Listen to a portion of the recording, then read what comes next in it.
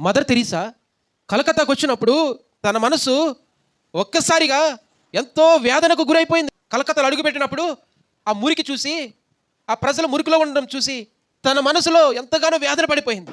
ఏంటి ప్రజలు ఈ స్థితిలో ఉన్నారా? అలా ప్రయాణం చేస్తూ ఉంటే దారిలో కుష్టి వాళ్ళు రసింగ్ కారుతూ రోడ్డు మీద పడుంటే ఆమె మనస్సు పగిలిపోయింది. అప్పుడు నిత్యం చేసుకుంది, అయ్యో ఈ భారతదేశంలో ఎంతోమంది ప్రజలు నిరస్రాయులుగా ఉండిపోయారే, కుష్టి వాళ్ళకి కనీసం అన్నం పెట్టేవారు లేరే, ఆ కుష్టిని తుడిచేవారు లేరే, ఆ పుండుని బాగు చేసేవారు లేరే అని చూసి వేదనకు గురైపోతే ఆ అమ్మాయి అక్కడ ఉన్న కుష్టి వారిని అందరిని పోగు చేసి ఒక చోట పెట్టి బాగు చేస్తూ ఉంది, అన్నం పెడతా ఉంది. ఎన్నో సంవత్సరాలు గడిచిపోయినాయి.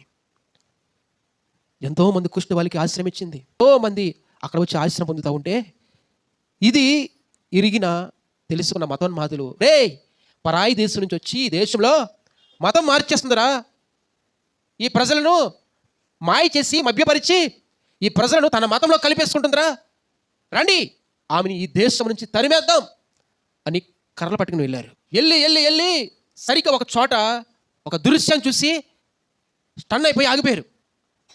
చేతిలో చూస్తే కర్రలు ఉన్నాయి, రాడ్లు ఉన్నాయి. అక్కడ ఒక కుష్టివాడికి అన్నం తినిపిస్తూ ఉంది. అది చూసి ఆగిపోయారు.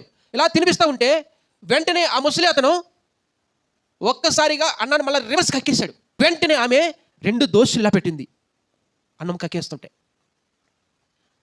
ఆ కక్కిన అన్నము, నోట్ల నుంచి వచ్చిన అన్నం దోశలో తీసుకుని మళ్ళా పక్కన నీటిలో కడిగి, చేతులు కడిగి, అతని ముఖాన్ని మూతుని తుడిచి నీళ్లు తాగిపిచ్చి మళ్ళీ అన్నం తినిపిస్తుంది. ఇది చూసిన వాడు ఆమె దగ్గరికి వెళ్ళి, అమ్మా ఇది నీకు ఎలా సాధ్యం, నీకు ఎలా సాధ్యం అవుతుంది? ఆ ముసలి వ్యక్తి తిన్నది వాంటింగ్ చేసుకుంటా ఉంటే ఆ కంపు నువ్వు చేతుల్లో పెట్టవే, కానీ నీ ముఖం నేను చూస్తున్నప్పుడు ఆ ముఖంలో చిరాకు కానీ ఆ ముఖంలో కోపం కానీ లేదే, ఇది నీకు ఎలా సాధ్యము?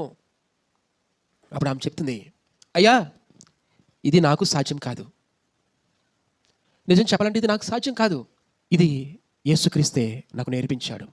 నేను కూడా పాపములో దేవునికి దూరం అయిపోయి చీకటిలో మగ్గిపోతా ఉంటే దేవుడే ఈ లోకానికి వచ్చి తన ప్రాణం పెట్టాడు. ఈ చీకటిలో ఉన్న నన్ను వేరు చేసి తన బిడ్డగా మార్చుకున్నాడు, పరిశుద్ధురాలిగా మార్చుకుంటున్నాడు.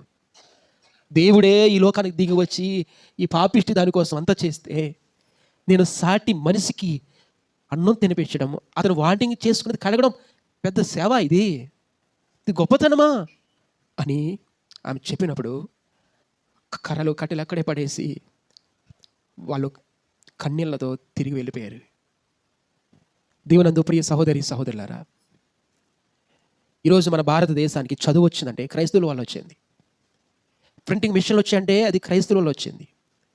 ఈ లైట్లు, ఈ కరెంట్లు, ఫ్యాన్లు, ఈ బళ్ళు, ఈ వాహనాలు ఇన్ని వచ్చాయంటే ఇది క్రైస్తవుల వల్ల వచ్చింది.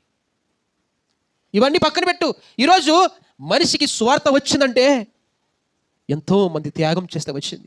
ఈరోజు బైబిల్ చదువుతున్నాం, దేవుని వాక్యం చదువుతున్నాం, ఈ వాక్యం మనదాకా వచ్చిందంటే ఎంతోమంది ప్రాణ త్యాగాలు చేస్తే వచ్చింది. ఎన్నో కుటుంబాలు పాడు చేసుకున్నారు ఈ వాక్యం నీకు అందించాలని, ఈ స్వార్థను నీకు అందించాలని, ఈ యేసు ప్రభువు నీకు ఇవ్వాలని ఎంతోమంది ఉద్యోగాలను వదిలిపెట్టారు, దేశాలను వదిలిపెట్టి నీ దగ్గరికి వచ్చి పరిచర్య చేస్తూ ఉంటే ఈ పరిచర్య నీకు లోకం అయింది. వారు ఎందుకు చేశారు పరిచర్య? ఇదిగో నా దేవుడు ఇక్కడ కన్ను మూసిన తర్వాత నాకు ఇస్తాడు ఘనత, నాకు ఇస్తాడు, అక్కడ నాకు ఘనత ఉంది.